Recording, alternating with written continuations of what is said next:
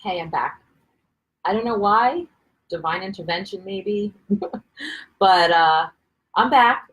Let's talk life, coping, grieving, and coping with loss. This is part two. Part one was just a moment ago. I got cut off, so now this is part two. And so I was telling my story. And so listen to the first half because it's really the key to, what I'm talking about. We're talking about grief and loss. And so um, animals, that's what I was saying. Animals provide companionship and emotional support and unconditional love and understanding and accepting this bond between humans and animals. It's so important in regard to the coping process and how to support and offer support for others and also cope with your own loss. And so grief is a very personal experience. Nobody needs to do it alone. I have my people. That's what I was saying. I have people been showing up at my door, calling me constantly, texting, messaging. Like, it's been nice, um, really nice. And so what I was saying was that Luca, my dog, is walking around the house pacing, looking for the cat whining. And, yesterday he played a little bit. This morning he played a little bit.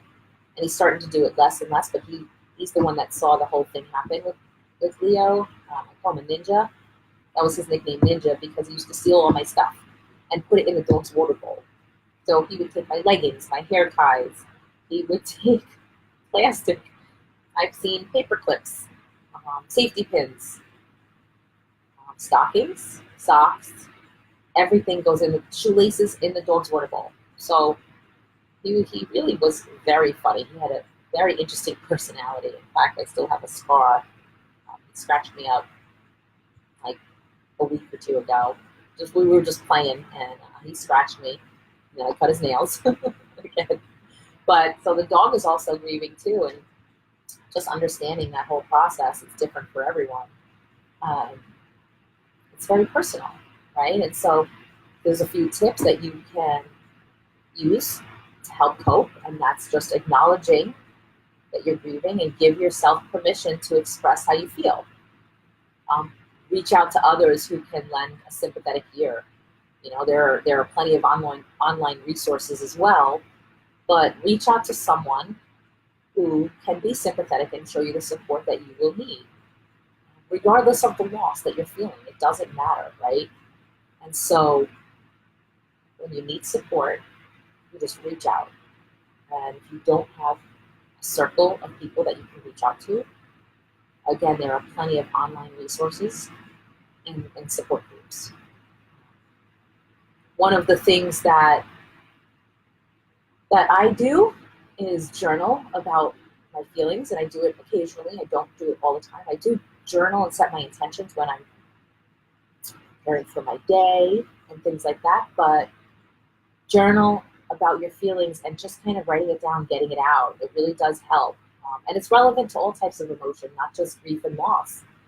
Writing can just be very healing for the soul. And so consider a memorial for your pet, right? Something you can look at or go to when you're needing some comfort or you're just feeling down or sad. It's just a way to remember them in a different way. And so it could be, whatever it is. I bought this little, and I'm not even sure, it was a window box.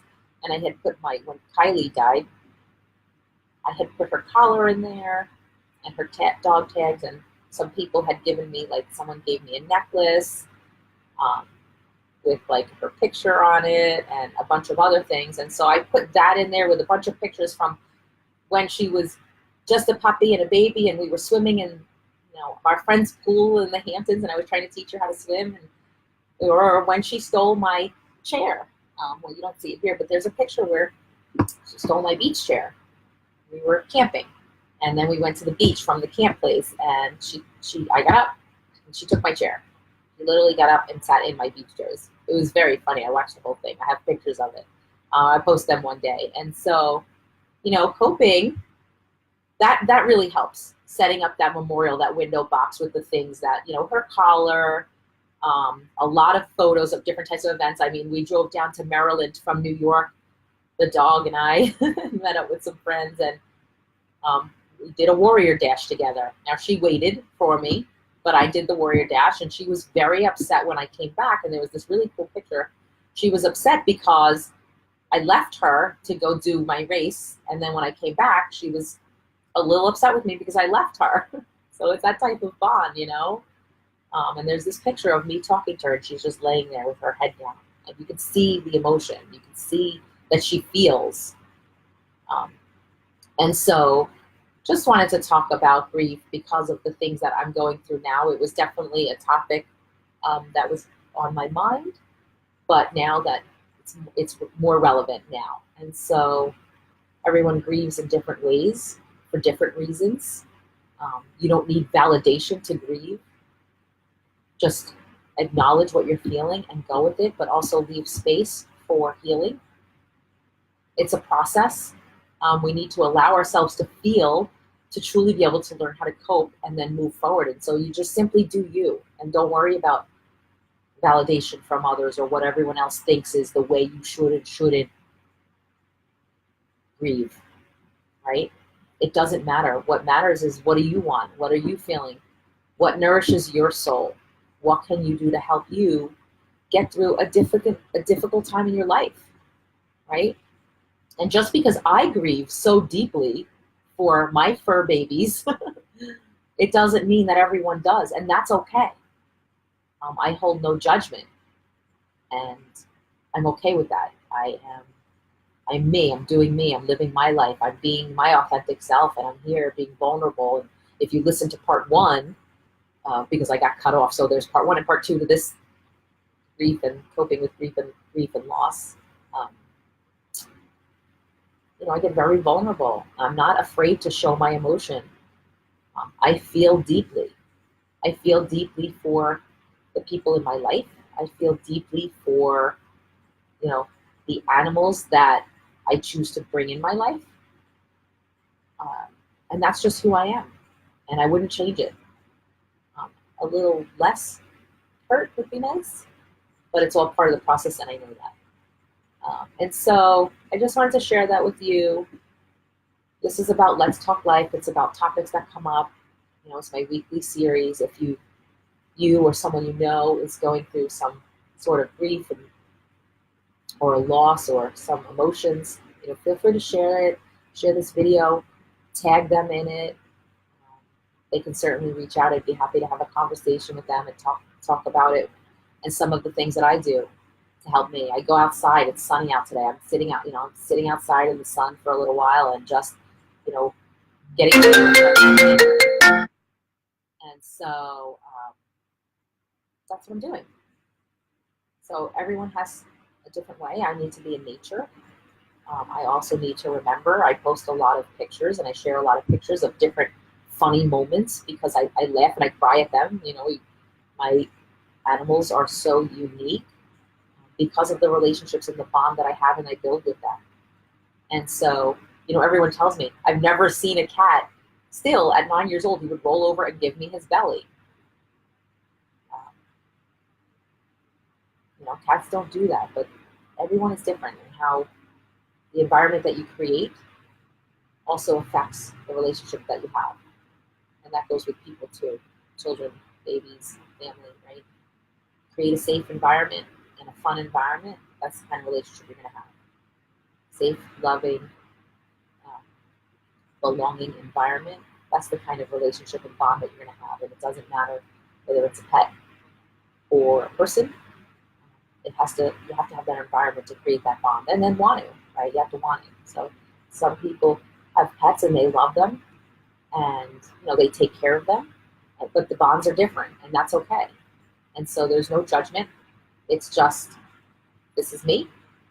This is my story. I shared in part one about coping with grief when I lost my dad and my first two huskies that I raised, going through some difficult times.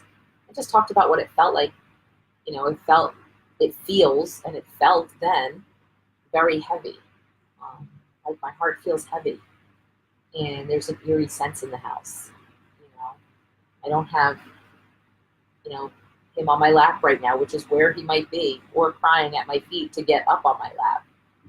So I just wanted to share that with you. If you know of anyone who is experiencing some sort of grief, or loss or some sadness, tag them, share this video, share part 1 and 2, because part 1 is really important as well.